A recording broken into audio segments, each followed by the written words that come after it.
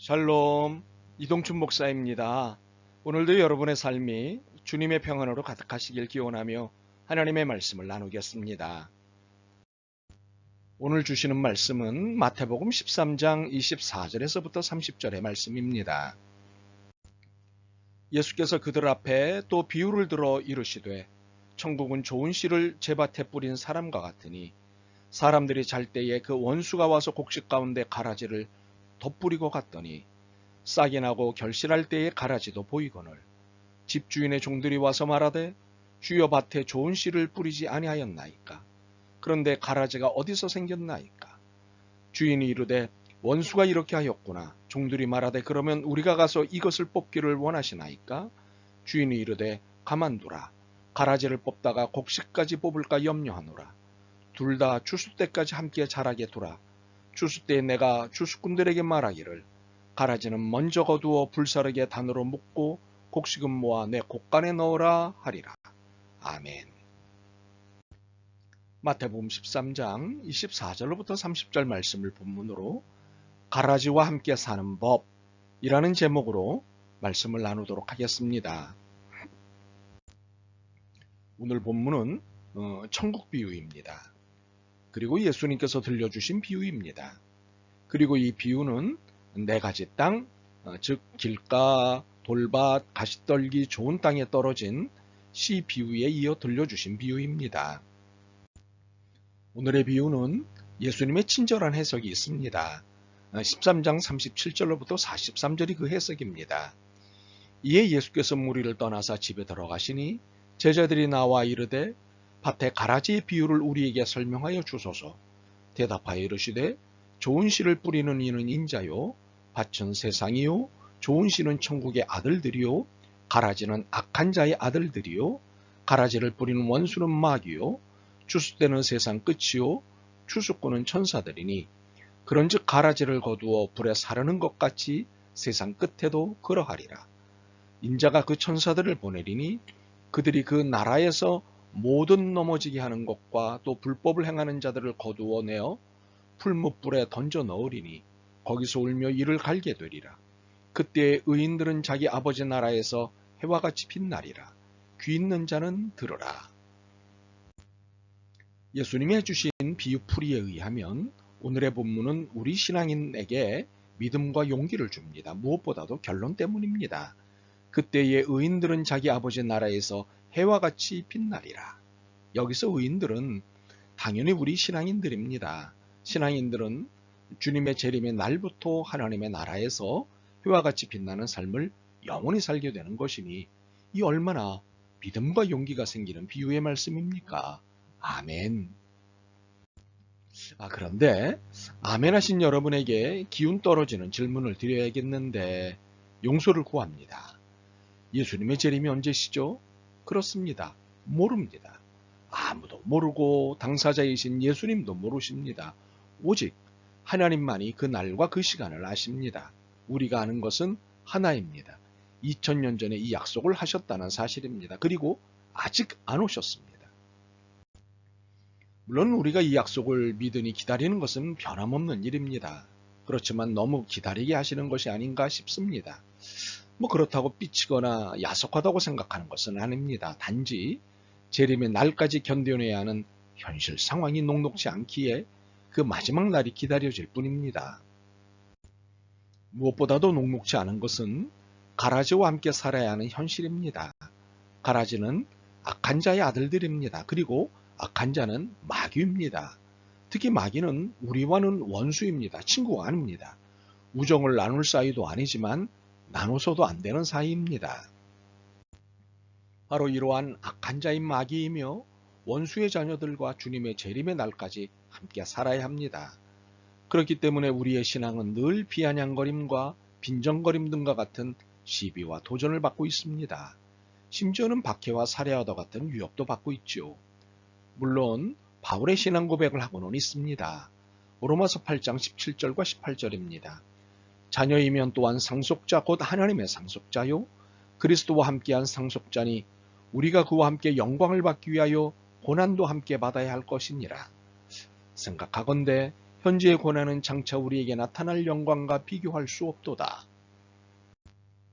신앙으로 살기 위해서 받는 고난은 기꺼이 감당해야 할 신앙적 몫임을 압니다. 욕망의 가치관과 세계관을 거부하고 기꺼이 좁은 문으로 좁은 길로 가는 삶이 신앙적임을 압니다. 그렇지만 고난인 것은 분명하고 녹록치 않은 것도 사실입니다.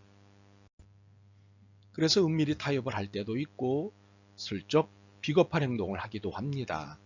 그러다 신앙의 양심에 걸려 회개하고 다시 힘을 내기도 합니다. 여하튼 오신다는 약속이 지체되시니 힘든 것은 사실입니다. 여러모로 말입니다. 그렇다면 이렇게 신앙과 비신앙 사이를 무한반복하며 사는 삶을 어찌하면 좋을까요? 이제는 끝내야 하지 않을까요? 그렇다면 어떻게 끝내야 할까요? 첫 번째로는 우리의 정체성을 놓치지 않는 것입니다. 우리의 정체성은 천국의 자녀입니다. 하나님의 자녀입니다. 천국이 어떤 나라입니까? 아픔도 죽음도 없는 영원한 나라, 악도 해함도 없는 샬롬의 나라입니다. 이 나라의 주인이신 하나님의 자녀가 우리들입니다. 그렇게 고난은 이러한 곳에 살게 되는 우리들에 대한 마귀의 시기와 질투로 나타나는 일종의 사태입니다. 사태는 흔적은 남지만 영원하지는 않습니다. 그러므로 하나님의 자녀라는 정체성을 놓치지 않는 것은 고난이라는 사태에서 견뎌낼 힘이자 이기는 힘입니다. 두 번째로 가라지의 정체성을 놓치지 않는 것입니다. 가라지의 정체성은 마귀의 자녀입니다. 원수의 자녀입니다. 마귀는 어떤 존재입니까? 악 그 자체입니다. 악이란 우선 하나님과의 관계를 회방하는 실제입니다. 하나님 나라의 가치관과 세계관을 실천하지 못하도록 회방하는 것이지요. 그리고 악은 샬롬을 거부하는 것입니다. 불의하고 부정의한 세상을 만들기 위해 모든 법과 제도와 구조를 움켜잡고 있습니다. 참으로 그럴듯하게 교묘하게 어둠을 빛처럼 보이게 하여 세상을 속여 혼란에 빠뜨립니다. 바로 이러한 악인 가라지를 구별해내는 것이 신앙이고 이 가라지들과 그 어떤 우정도 나누지 않는 것이 신앙생활입니다. 물론 믿지 않는 사람들과 우정을 나누지 말라는 말이 아닙니다. 가라지와 우정을 나누지 말라는 말입니다.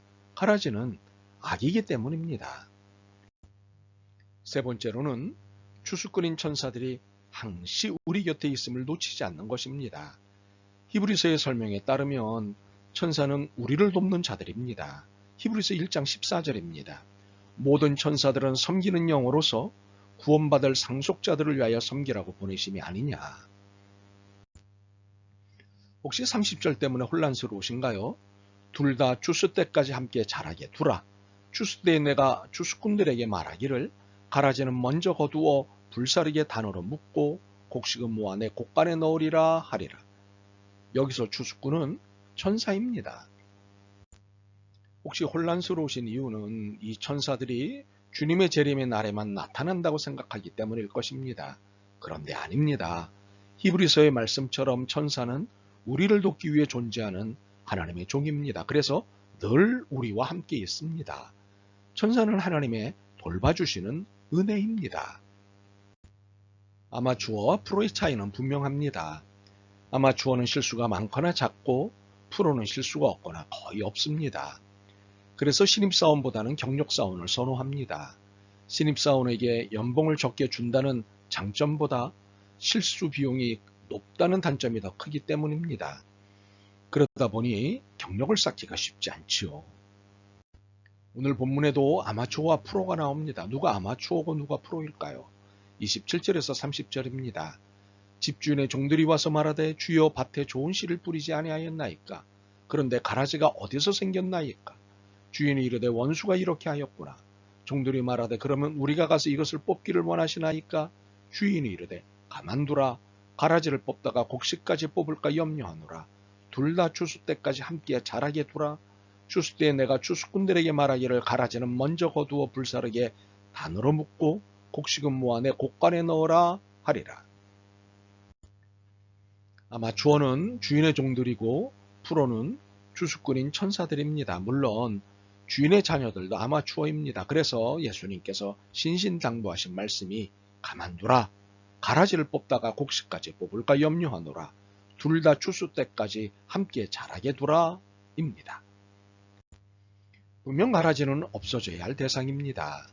그렇지만 아마추어는 이를 제거할 실력이 되지 않습니다. 제거하려고 하다가 오히려 엄청난 피해를 입힐 뿐입니다. 곡식이 뽑히는 일이 일어날 수 있기 때문이지요. 이것을 염려하신 주님께서 프로에게 이 일을 맡기시겠다고 하십니다. 프로는 추수꾼, 즉 천사입니다. 추수는 프로에게 맡기고 대신 그날까지 견딜 것을 주문하셨습니다. 그날은 예수님의 재림의 날, 심판의 날입니다. 혹시 자신은 프로인데 왜 인정을 안 해주신다는 것이냐라는 섭섭한 생각이 들 수도 있을 것입니다. 그러나 우리 중 누구도 프로는 없습니다. 모두 아마추어입니다. 그러므로 이 땅에 악을 제거할 수 있겠다고 호언하고 장담하지 않기를 바랍니다. 주님 재림의 날까지 악은 결코 없어지지 않기 때문입니다. 그래서 많이 괴롭고 힘들 것입니다. 그래도 그날을 참고 기다리면 좋겠습니다. 바라기는 이렇게 가라지와 함께 사는 법을 잘 익혀 오히려 가라지가 없는 듯 가라지를 넘어선 멋진 신앙인의 삶을 사셨으면 좋겠습니다. 아멘. 주님, 가라지와 함께 살아야 한다는 것을 알면서도 힘듭니다. 그들의 무자비한 행태, 교묘한 행동을 알기 때문입니다. 힘을 주옵소서, 믿음을 주옵소서. 이 현실에서 주님을 바라보며 이 현실을 넘어서는 믿음과 지혜를 주옵소서. 예수 그리스도의 이름으로 기도드립니다. 아멘. 오늘도 여러분의 믿음과 삶을 응원합니다. 사랑합니다.